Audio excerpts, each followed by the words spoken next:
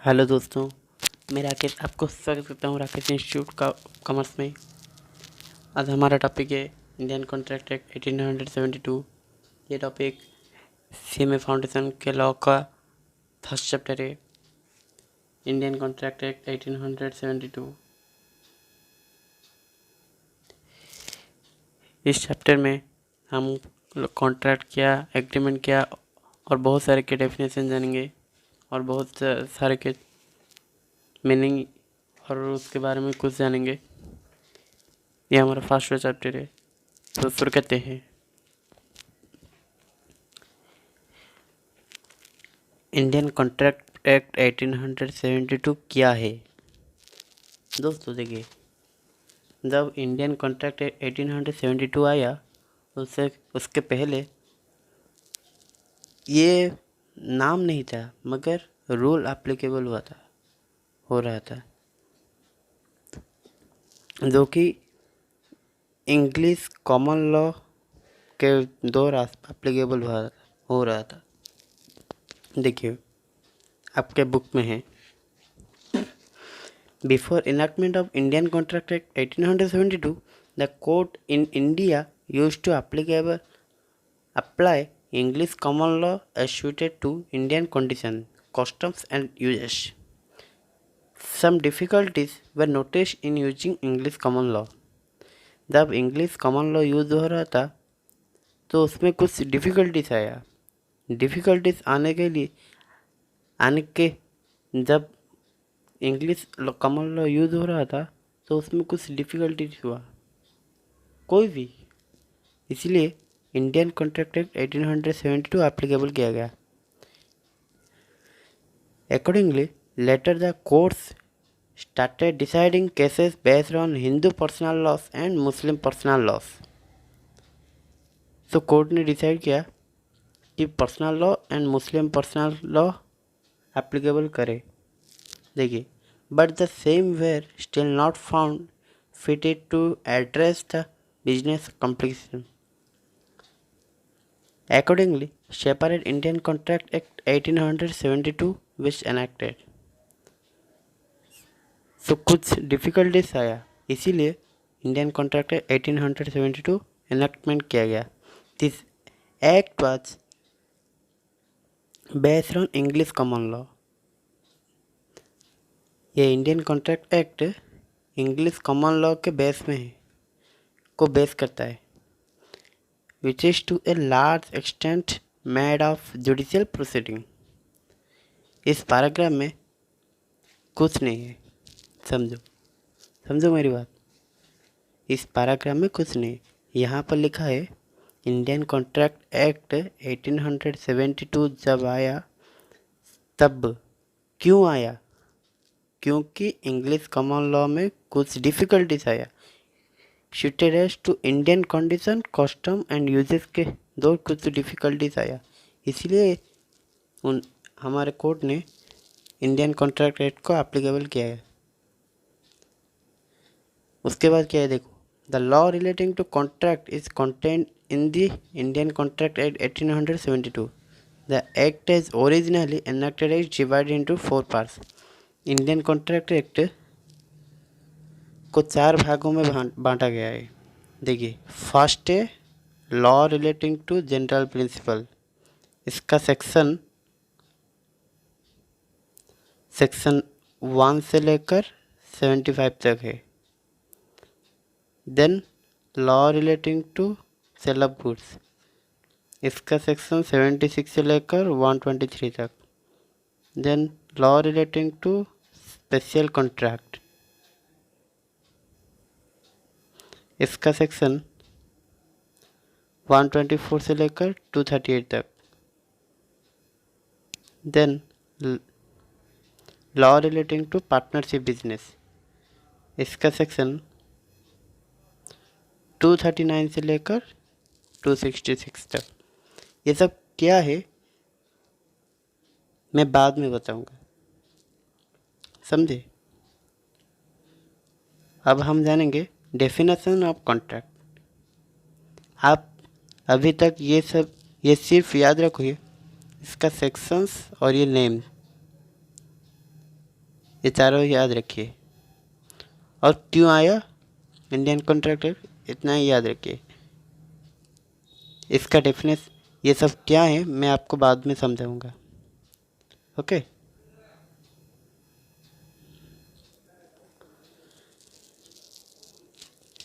अब हमारा टॉपिक है डेफिनेशन ऑफ कॉन्ट्रैक्ट। कॉन्ट्रैक्ट का डेफिनेशन क्या है? According to section 2 subsection H. यहाँ देखिए,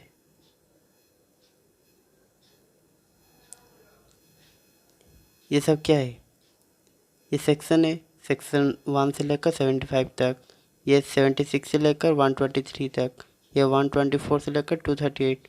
ये 239 से लेकर 266। इसमें सेक्शन 2 कहाँ है? यहाँ है। इसके अंदर सेक्शन 2 सब सेक्शन एच।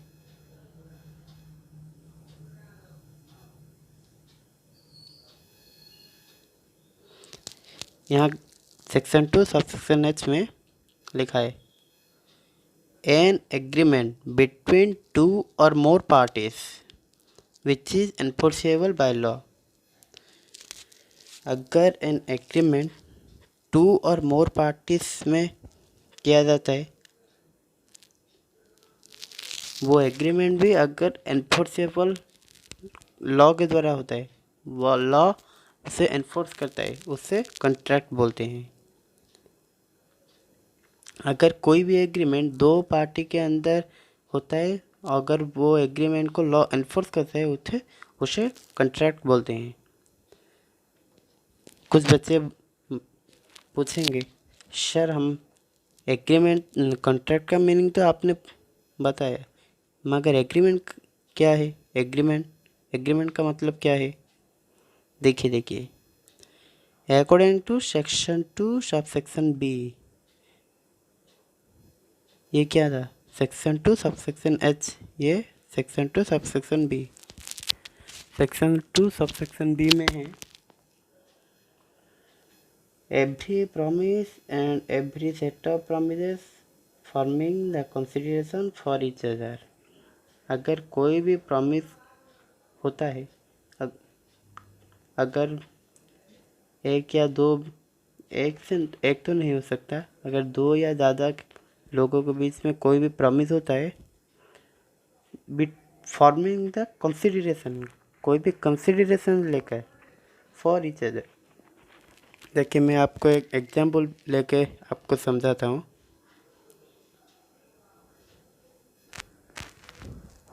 देखिए ये मिस्टर ए है, मिस्टर ए, ये मिस्टर बी है। ए के पास एक 1,00,000 रुपए की कार था, सॉरी कार नहीं, बाइक। 1,00,000 रुपए की बाइक था। इस बाइक को बी ने परचेज करने के लिए चाहा, इस बाइक को। तो बी ने ए से पूछा, मिस्टर ए क्या आप अपने बाइक बेचेंगे क्या? तो मिस्टर ए ने कहा, हाँ आप अगर चाहते हो तो मैं बेच सकता हूँ, मुझे भी अभी कोई ज़रूरत नहीं, मैं भी चाहता हूँ एक नया बाइक लाने के लिए। तो मिस्टर बी ने पूछा, आप ये बाइक कितने पे बेचेंगे? तो मिस्टर ए ने कहा, मैंने तो अभी कुछ महीने के अंदर इसे क्या ख़रीदा है, तो मैं इसे 70,000 में बेचूंगी। 70,000। तो मिस्टर बी भी राज़ी हो गया इसे परचेस करने के लिए, राज़ी हो गया। तो उनके बीच में एक एग्रीमेंट हुआ।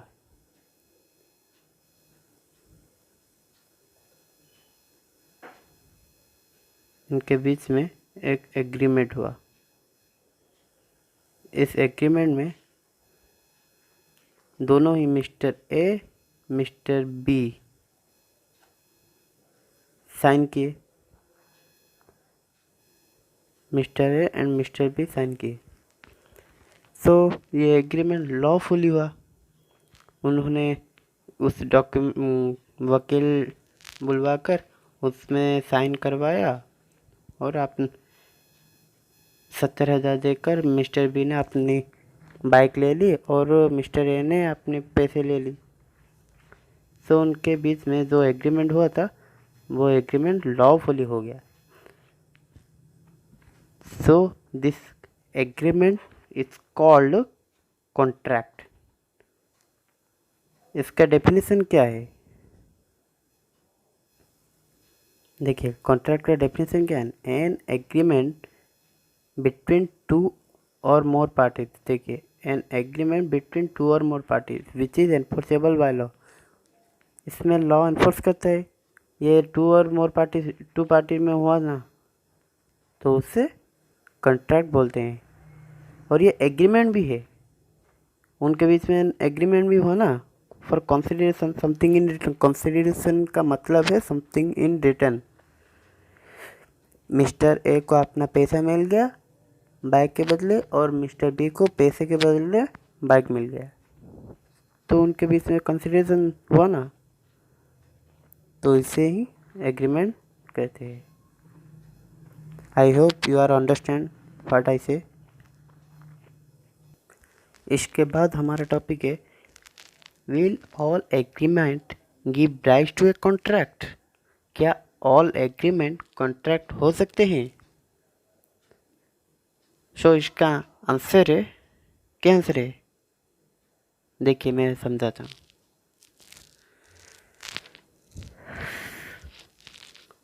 कॉन्ट्रैक्ट एक mostly agreement are two types.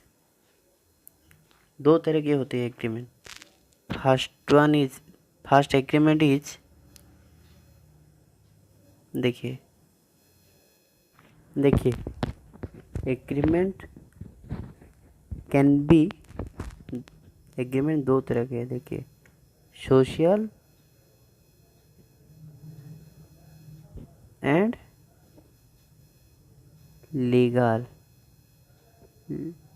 Agreement. मैं आपको एक एग्जांपल देकर आपको समझाता हूँ। देखिए,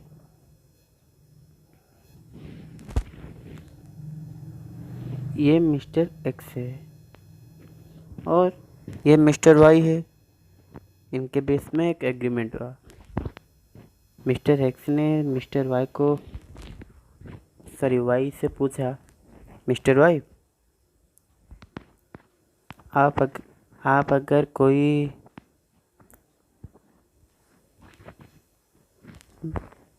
आप अगर चाहो तो आप हमारे घर चाय पीने आ सकते हो क्या? सो मिस्टर वाई ने कहा क्यों? सो मिस्टर एक्स ने कहा क्यों क्या, आप हमारे दोस्त हो, आप अगर आओ तो मुझे अच्छा लगेगा।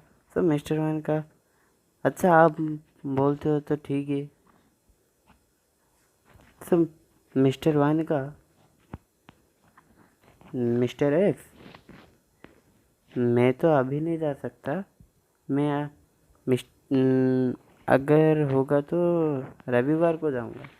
तो मिस्टर एक्स ने कहा हाँ, अगर आप चाहो तो रविवार को आ सकते हो, मगर आप यदि आज आ सकते तो अच्छा लगता मुझे।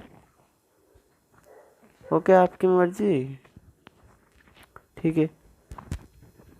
सो मिस्टर वाई ने कब कहा? संडे, रविवार को आने के लिए कहा।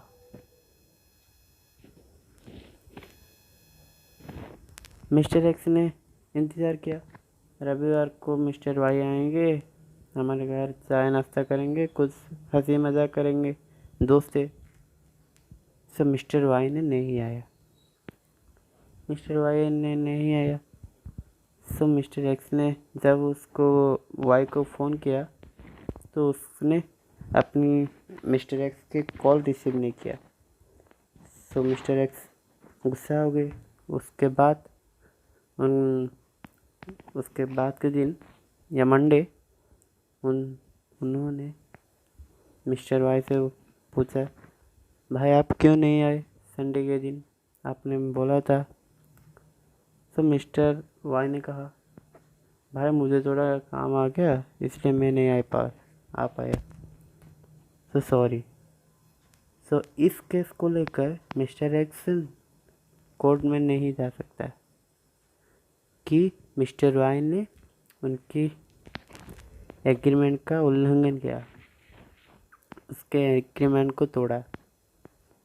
ये हमारा एग्रीमेंट है, मगर ये हमारा सोशल एग्रीमेंट है, सोशल एग्रीमेंट। ये लॉफुली नहीं हुआ, लॉ इसे इन्फोर्स ही नहीं करेगा। ये हमारा एग्रीमेंट है, उनके बीच में बातचीत हुई, मगर ये हमारा सोशल एग्रीमेंट है। ये लीगली कोई हुआ नहीं हुआ ना, उनके बीच में बातचीत हुई, उन्होंने तोड़ा, तो लॉ इसमें क्या कर सकता है। I hope you are understand what I say. यह हमारा सोशल एग्रीमेंट है, नॉट लीगल एग्रीमेंट। सो हमने क्या समझा अब तक? Agreement, contract, all agreement are not contract but all contract are agreement। Agreement contract में या कॉन्ट्रैक्ट नहीं हो सकता, मगर कोई भी कॉन्ट्रैक्ट अगर हो जाता है तो वो कॉन्ट्रैक्ट ज़रूर एग्रीमेंट होता है, क्योंकि एग्रीमेंट अगर एनफोर्स होता है तो वही कॉन्ट्रैक्ट बनता है ना। सो दोस्तों, आज का टॉपिक इतना ही। हम अपने नेक्स्ट क्लास में